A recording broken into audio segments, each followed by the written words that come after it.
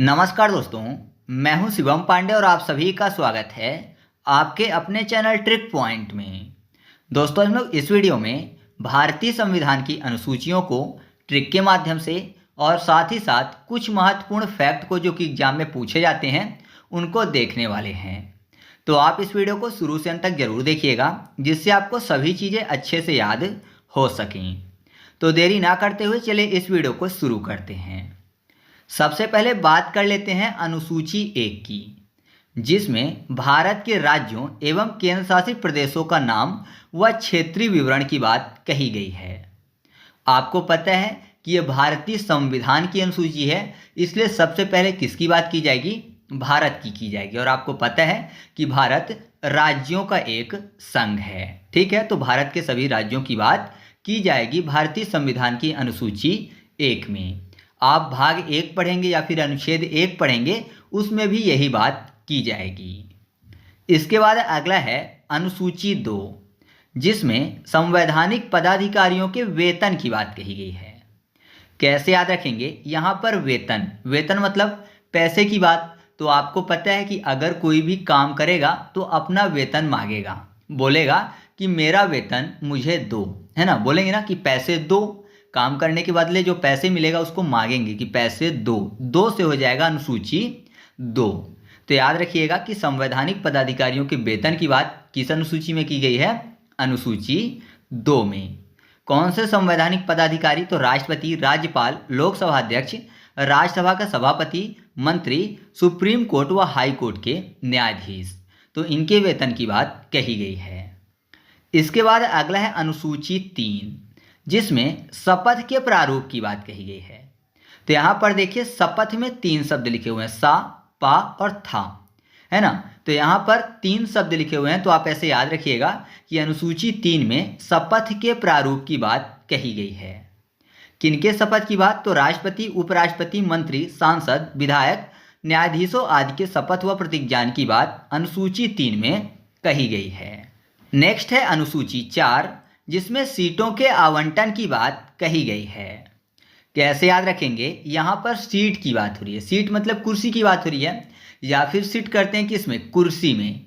तो कुर्सी में कितने पैर होते हैं? 4 पैर होते हैं। तो आपको याद हो जाएगा कि अनुसूची 4 में सीटों के आवंटन की बात कही गई है।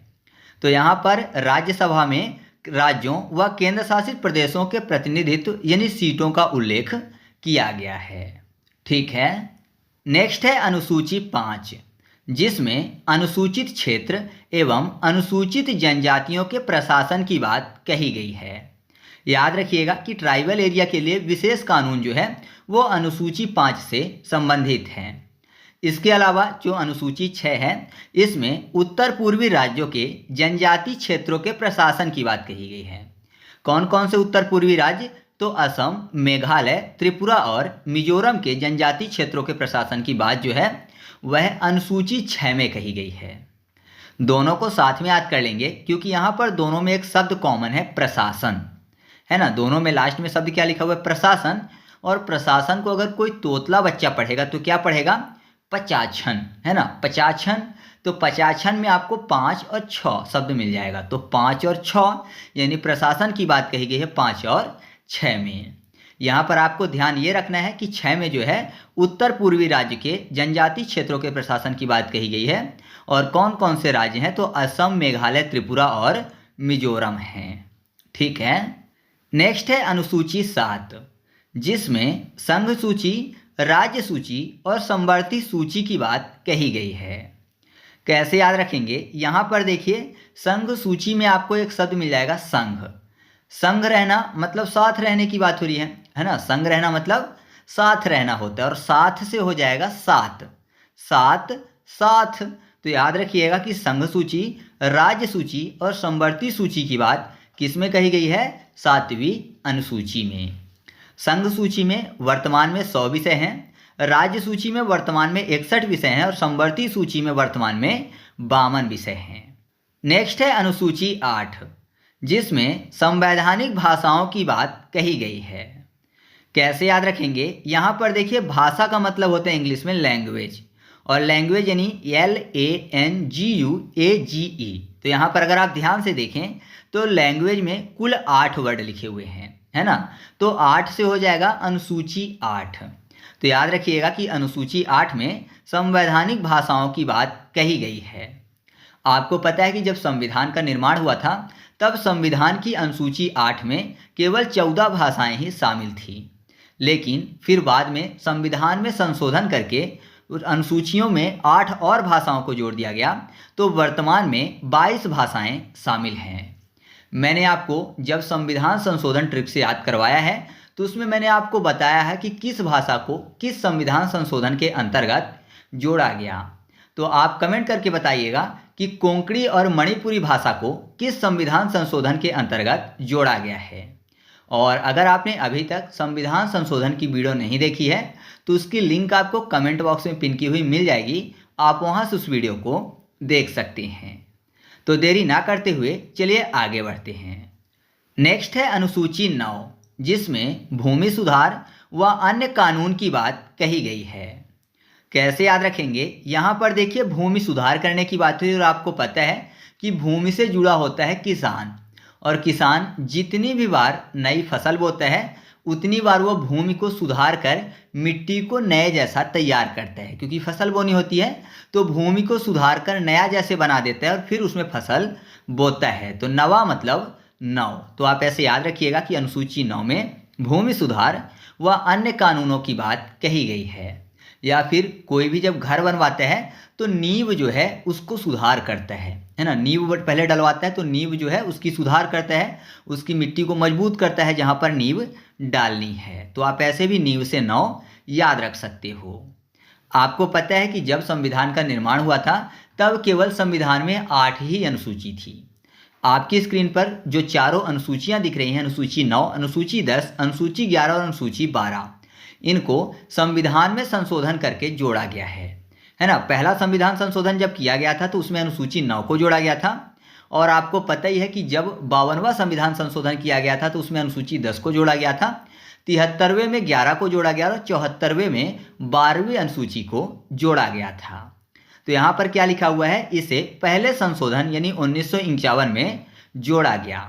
और याद रखिएगा कि अनुसूची 9 के अंतर्गत पहला कानून बनाया गया था जमींदारी उन्मूलन, और वर्तमान में 284 विषय यानी 284 कानून हैं।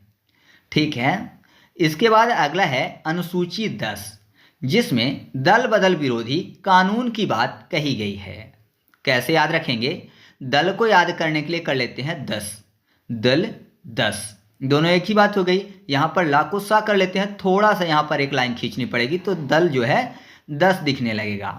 तो अनुसूची 10 में दल बदल विरोधी कानून की बात कही गई है।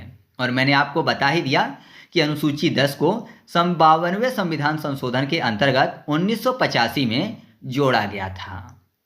फिर अगला है अनुसूची 11, जिसमें पंचायती राज की बात कही गई है। अब यहाँ पर देखिए पंचायती में आपको शब्द मिल जाएगा 5 चाय। ऐसा मानिए कि कोई लगातार 5 चाय पी गया, तो जाहिर सी बात है अगर लगातार 5 चाय पिएगा तो उसका जो मुंह है वो जर जाएगा। तो जरने से हो जाएगा जारा, जर गया मुंह, क्योंकि लगातार 5 चाय पिया है तो जरा है, जरा फॉर 11। तो याद रखिएगा कि अनुसूची 11 में पंचायती राज की बात कही गई है। और इस अनुसूची को 73वें संविधान संशोधन 1992 में जोड़ा गया था, और वर्तमान में इसमें 29 विषय शामिल हैं। फिर अगला है अनुसूची 12, जिसमें नगर पालिका की बात कही गई है। तो यहाँ पर देखिए पालिका को याद करने के लिए कर लेते हैं पालकी।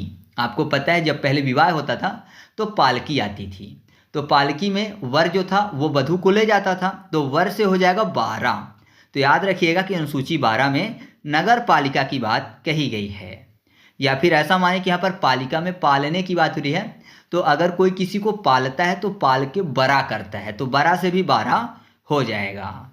और इस अनुसूची को 74वें संविधान संशोधन के अंतर्गत 1992 में जोड़ा गया, और वर्तमान में इसमें 18 विषय शामिल हैं। तो इस तरीके से अपनी ये वीडियो कंप्लीट हुई।